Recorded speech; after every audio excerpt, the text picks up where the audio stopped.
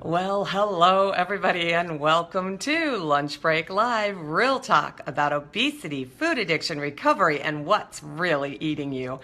I am Carrie Dela Cruz here once again with you guys front and center to talk about something that seems to be eating a lot of you guys up. I asked this morning what you guys wanted to talk about today, and you know what came up? Body image. That's right, body image. This is not the first time I have heard this, nor is it something that I have not had to deal with myself. So I thought, what a great subject. I'm just going to do my very best to speak to it and, see if you guys may see things like yourself a little bit differently by the time I'm done. So before I get too far into this, I would like to welcome you guys all in. If you are new to the program, if you have never joined me for a lunch break live, I'm so happy that you're here, whether you're watching me live or on demand. This is maybe going to be a different program than what you were expecting, because I am all about not sugarcoating the truth, because that's what got me fat in the first place. This is all about the stuff that I think about. I don't necessarily think I'm right about everything, although I do like to be right. I think a lot of us do. But really, these are just my very strong opinions. And if they help you, that's why I do what I do. And if they don't today, maybe you'll give me a shot again tomorrow, and we'll see if something I say tomorrow resonates. Hey, I'm not everyone's cup of tea, but for those people who like what I have to say, we have a pretty good time around here. So I'm glad that you guys who are my regulars, who are back joining me, are here. So let's have a good time today. Let's talk about body image if you guys are ready. And as ever, I want to encourage you guys to give me some feedback. Shoot those, faces and those thumbs up and those, hearts and all that stuff, and even some mad faces if I say something that kind of, makes you cranky. Go ahead and shoot those things by so I know that you guys are engaged, you're listening, you're not in some coma, like a sugar coma. Yay! I see them popping up. Wonderful. God, you guys follow directions well. All right. So without further ado, let's talk about body image. Now, first and foremost, the discussion of body dysmorphia was posed. Okay, that question. I am not a psychologist, so I don't speak to things like dysmorphia or disordered thinking or anything like that. I can speak to what might be distorted thinking, meaning based upon our input, our output is not accurate. I could certainly speak to that. But if you are dealing with, body dysmorphia on a more, what's the word I'm looking for? Psychological level, I would encourage you to seek therapy, speak to a psychologist about it, look into this and get some help, because that is not what I do, all right? But if you want to think about things differently, if you want to consider things about your body that maybe you didn't consider before, and hopefully reshape how you see yourself, this is the show for you today, I hope. All right. So here's my thoughts on the matter. First of all, I'm going to throw this out here. I'm going to make a declarative statement, and I'm going to say image is everything, right? I mean, we hear that all the time. Image is everything. But what is image exactly? Is it what people see? Is it who people know? Is it how you look, or is it who you are? Or some combination of all of those things. That's what I want you guys to be thinking about, because look, it is no secret that we are an incredibly visual society. We are fixated on looks. I am not telling you anything you don't already know, and I'm not going to try and upend that and make you believe differently, because that's just the reality. We are very visual. And the interesting thing is, even though we know that looks can be deceiving, we know that, right? It's still, those looks don't tell us much about anything, right? So we know they can be deceiving, and yet we think they tell us everything we need to know, and yet we know they really don't tell us much of anything, yet we believe everything we see, right? And I think there was somebody one time, and I didn't have time to look this up. That's the honest truth. I don't remember who it was that said it, but it was somebody pretty sage, pretty wise, and he said, believe none of what you hear and only half of what you see. None of what you hear and only half of what you see. And I kind of think in this world, that's being pretty generous to even believe half of what you see, because I think he existed in a time way before Photoshop. All right. So even the stuff that we see that we really believe is true has probably been Photoshopped. So it's not, reality. So speaking of Photoshop, we all know that models and celebrities do not look the way we see them. They just don't. We know that they have been Photoshopped. We know that the wrinkles have been erased. We know that the cellulite has either been increased or decreased. We know that it's absolutely not true. And we know that they don't look as good as they are made up to be. And we also know they don't look as bad as they are made out to look sometimes. This is all manipulated. Their images are all manipulated by the media. We know that. And we also know that they have entire teams of people to make them look good. When we think they look good, they had an entire team of people behind them. They didn't just roll out of bed looking that way, all right? But I really think that celebrities, just like any of us, fall somewhere in the middle. Like I said, they don't roll out of bed looking Oscar ready, or like we see them in movies, don't look as bad. Sorry, I had a phone call just come right in the middle there. Let's see here. They don't look as bad as sometimes they look in pictures either. Okay, they're somewhere in the middle. And let's see here. Lost my little train of thought there. Sorry about that. So even though the makeup and the styling do contribute really a lot to them looking better than the average person, they aren't better than the average person. Okay, some people are genetically blessed and naturally very beautiful, but you don't have to be a celebrity to be naturally beautiful. You just don't, right? And besides, that brings up the whole question of what is beauty? What defines beauty anyway? And we have natural beauty that's enhanced by makeup so that it looks natural, but it really isn't.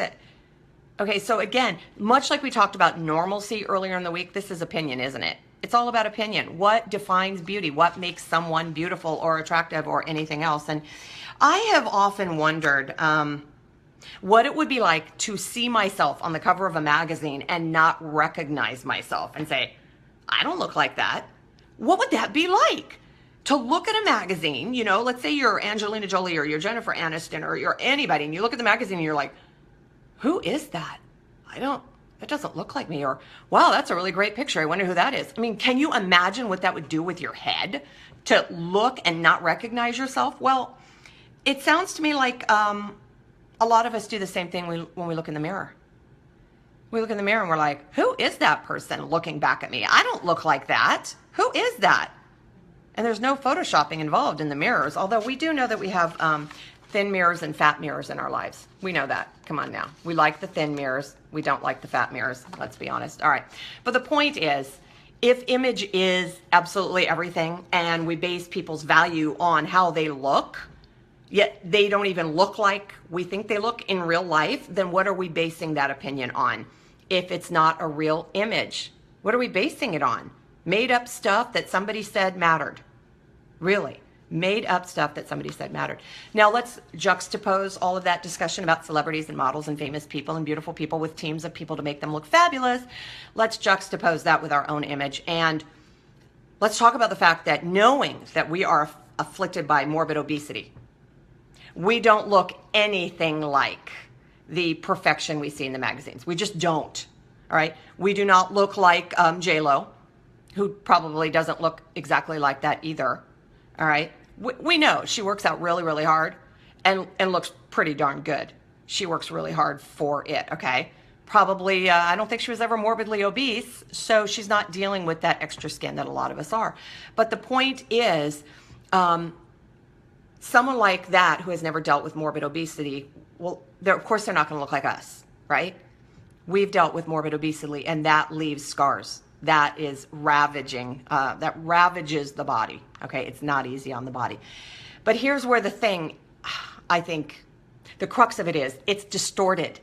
It leaves us with distorted thinking because we're comparing ourselves to someone that doesn't even have the same disease we have. And if we can't see like a J-Lo or an Angelina Jolie or anybody else clearly, then how can we see ourselves clearly? right? We give them a lot of leeway and we give ourselves none, all right? We give them a lot of passes, we give ourselves none. That's what I think. But let me back up the truck just a little bit. In the beginning, I asked what constitutes image. Is it just external? All right, is it external? How we look? Is that the totality, the entirety of image, or is there more to it? How much does who we are factor into image? Who we are. Is that a part of our image or isn't it? Who we are, not how we look. I want you to consider that. Because I'm going to say not enough. I'm going to say too many of us fixate on how we look as who we are instead of who we are. We don't even get more than skin deep. We just look at our shrinkly skin and stop there, don't we? All right? I'm going to challenge you on this. How many of you guys think that obesity is about being fat? I know the BMI chart is based on weight, and I know that, but that's an unhealthy weight when we're talking about obesity and morbid obesity, and that is tied to fat. Okay, and I'm not going to talk to you about Arnold Schwarzenegger, who would, rate as obese on the BMI chart because, he's so muscular, and if it's weight based and blah, blah. No, I'm talking about fat here. I'm talking about fat. That when we're talking about the disease of obesity that ravaged our bodies, morbid obesity, we are talking about fat. We're not talking about an excess of muscle, not really, okay? But the point is, if the BMI chart says that you're obese and that number is tied to weight, which is tied to fat, about is obesity looking a certain way. Obesity looks like something, right? And that's where our body image comes from. So if we deal with obesity and we don't look like other people that don't deal with obesity, then that's our whole body image and that's who we are and we're less than. And see, but this is where I want to challenge you, okay? Obesity is not just about the number on the scale. You guys have heard me talk about it before because that is to just address the pure physical appearance of the fat, okay? It is more than the scale. It is more than the tape measure. It is blood sugar. It's cholesterol. It is blood pressure, right? It is your back pains, and it is your aching knees, and all of those things that no one else can see. So there's a physical component that doesn't show up in the mirror when you're looking in the mirror. But yet that's a really, really big, important part of the disease of obesity, right? Well, how much of that stuff do we see? Do we factor in when we look at ourselves in the mirror? Do we look at ourselves and see a cholesterol number? Maybe we beat ourselves up for it, but do we see that in our faces? Really? That's not what we're looking at. We're looking at our size. We're looking at the bumps and the lumps and the shape and how we look in our clothes and what size clothes we wear. That's what we're looking at, and the imperfections. We're focusing on the imperfections, all right? But guess what? Obesity, the disease of obesity, is so much more than the physical look and the physical conditions. It is also despair, depression, anger, frustration, isolation, exhaustion, hopelessness, sickness, low self-worth, low self-esteem, grief, sadness, helplessness, judgment, criticism, and remorse. That's just a short list of things. All of those things that are hallmarks go right along with the disease of obesity, and that is the stuff that eats us up, and that is the stuff we feed. Do you see that in the reflection of the mirror? How much of that do we see? Maybe I should rephrase it. How much of what we see in the mirror do we recognize as our disease of obesity in terms of our feelings and our beliefs? It's a good question, isn't it? How much of the anger, despair, loneliness, how much of that do we see in the size of our shrinkly bellies and our thighs and our wingspans and our saggy butts and our dangling jowls and our droopy boobs? Isolation. Do we see that? Or do we just see shrinkles? Because all of this goes into image and, yes, body image as well. So obesity is physical, but it's also mental, and it's emotional, and it's spiritual. Are you seeing those things when you look at yourself in the reflection? How much of it? I'm going to say you're not. I'm going out on a limb here and say you're not really seeing that, because you're not factoring it in, because you're just deciding that obesity is being fat and it's being how you look, and that's the totality of your body image and who you are, and that's why you hate yourself, right? All right, so what you see in the mirror, I think, is largely what you look for in the mirror. Now, this is something interesting. I'm going to go off tangent a little bit here, but this is something that fascinated me. When I was growing up, I only ever saw someone who was fatter than I was in the mirror. I had what I call the fat head syndrome. I only ever saw someone who was fatter than I am. But there is a fascinating, which is a problem, by the way, but there's this fascinating, what is the word I'm looking for, situation or condition that exists where people also can look at themselves in the mirror and see themselves as far smaller than they really are. Both of these are distorted thinking. But this was amazing to me when I first learned. I thought to myself, because I thought the whole world saw themselves the same way I saw myself, and I thought the whole world saw me the way I saw myself. I'm like, how could anybody see themselves as smaller than they really are if they're big? Well, if they don't think they're big, then they don't see themselves as big, do they? So again, both these are opposite ends of the spectrum. Both are extreme views that are distorted, and they're not based in reality, okay?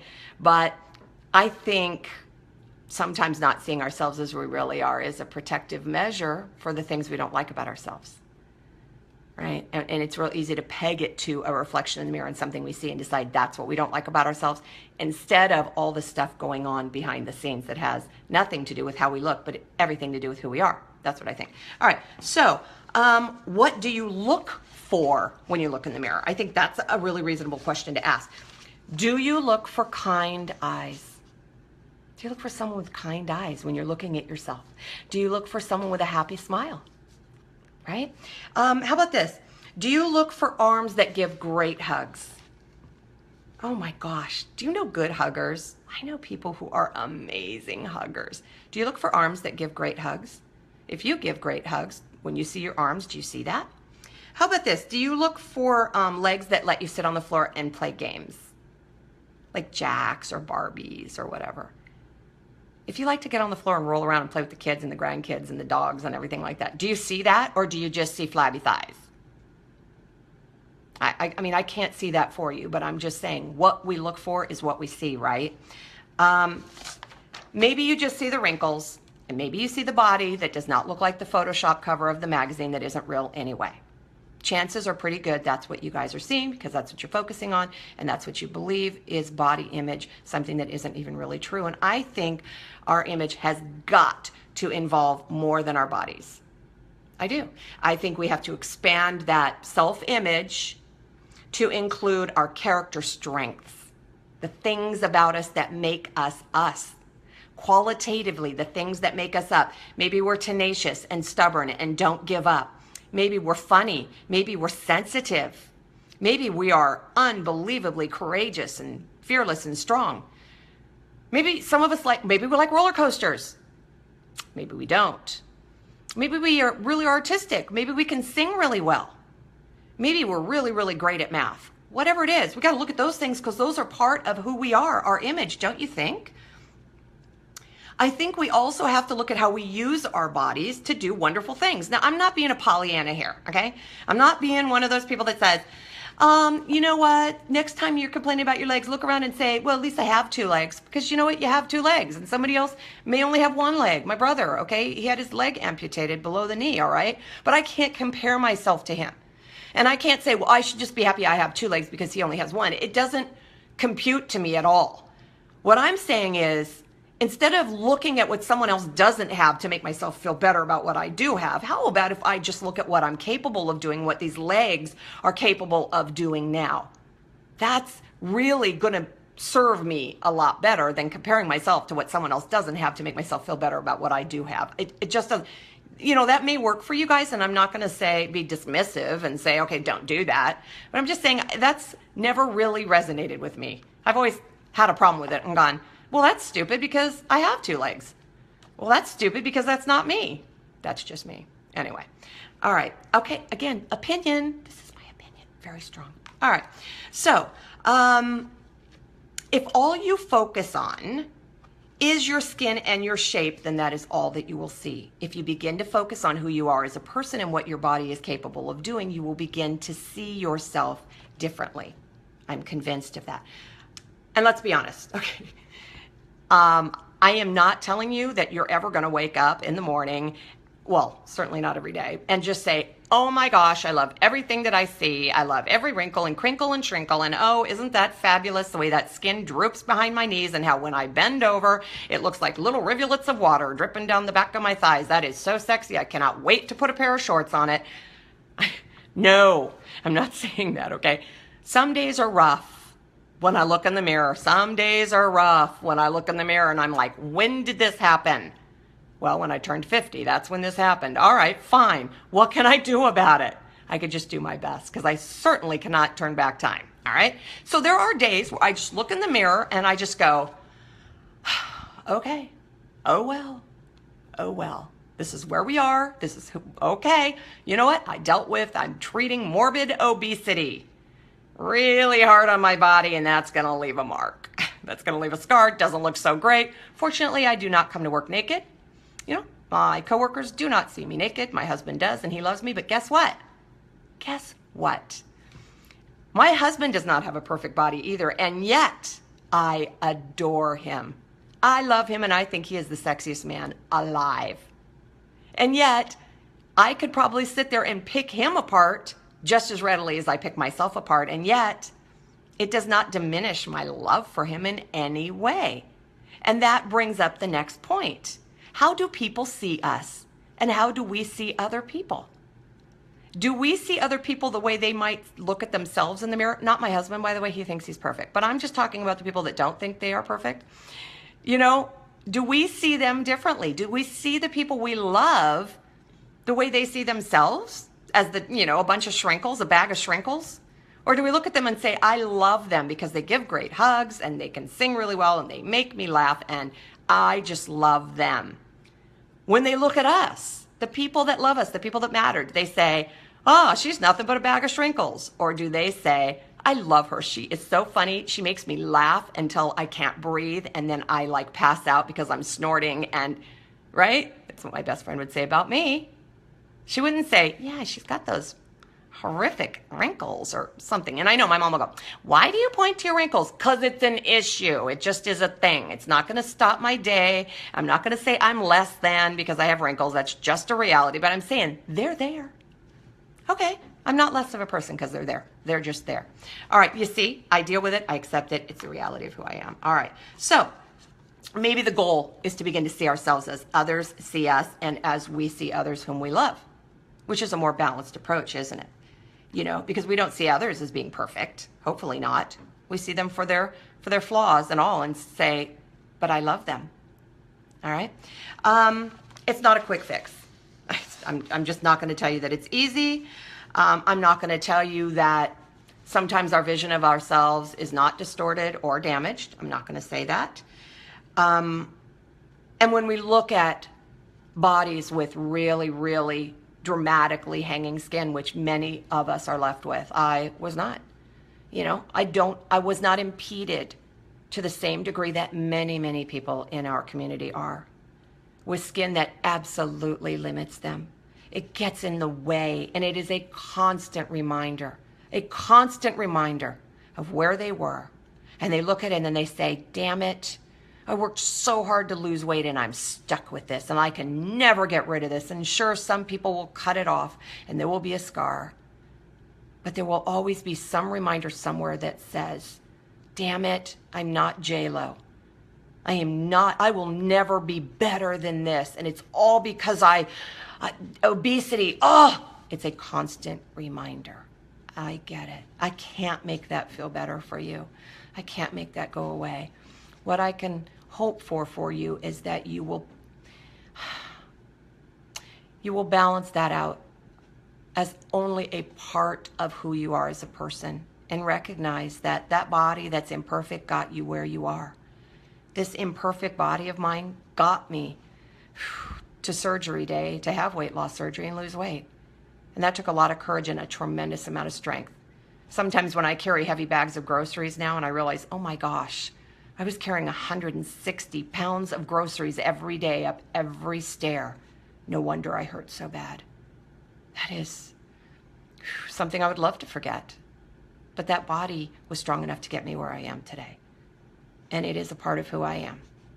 And so that's where that acceptance comes in. You know, we can't forget it. We can't pretend it doesn't matter, because it does matter. Some of us have a harder journey than others. And all I can do is encourage you to look at more of who you are, that you are more than just your skin. You really, really are. You are a person that people love. And if you're not a person people love, work on being a person that people can love. Okay? Obesity is very isolating, and a lot of us shut ourselves down and hide ourselves away for lots and lots of years, and because we don't think we're good to anybody. So now's the time to get out there and start being a person who is lovable if you have cut yourself off and don't have people in your life. And yes, guess what? That's part of your image, how you feel about yourself. It really is. Are you kind to others and compassionate? Are you putting yourself out there? Okay. Let's see here. Focus on the strengths, not the limitations, guys. Focus on our strengths, not the limitations. Truth is, I believe, a really big part of what can conquer or combat or change distorted thinking. Truth, facts, things that are not opinion, things that you won't argue with or disagree with because they're facts, like 2 + 2 = 4. Don't argue with it. You may not like the fact that 2 + 2 = 4, but it does. No room for argument, okay? I want you to think about this. A lot of people take pictures of their transformation as they lose weight so that there is a visual representation to them that change is taking place. And it's irrefutable that change is taking place because they're seeing themselves occupying less space as the pictures progress. So that's a fact-based thing. I am taking up less space now. How about clothing? Look, I do not wear a size 28-30 pants anymore. I do not wear a size 4X top. I do not wear a size 10.5 shoe. Those are facts. I'm not going to argue with the fact that sometimes I wear a 6 and sometimes I wear an 8 and oh my gosh, sometimes I wear a 10 and sometimes I wear a small and sometimes I wear a medium and sometimes I wear a, and they're all lying. Your clothes are not lying. They are what they are, and they fit you the way they fit you, and you are the size that fits those clothes. And that's just it. So quit arguing about the fact that it runs big and that's the only reason it fits. Who gives a crap? I do not care if your size whatever jeans run big and that's why you can wear them. I don't care. You're not wearing them inside out. Nobody cares. And stop telling everybody that they're a size this and the only reason they fit is because they run big. Knock it off. Do they look great on you? Did someone say, wow, I love your jeans? Then shut up. Shut up about what size they are. I'm telling you right now, because that's the kind of stuff that undermines your body image and helps to reinforce distorted thinking by arguing with the facts. Quit arguing with the size on your clothes. If it's a smaller number than it was before, you are a smaller person. Can you argue with that? All right? How about this? I couldn't wear heels before. Nope, I could not. It hurt. Try putting 320 pounds on 5.5-inch heels. Ouch. Well, now I can. So let me think for a minute.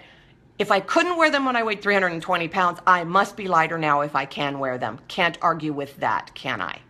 Part of the body image, part of the self-image. My body feels different now. It does feel different.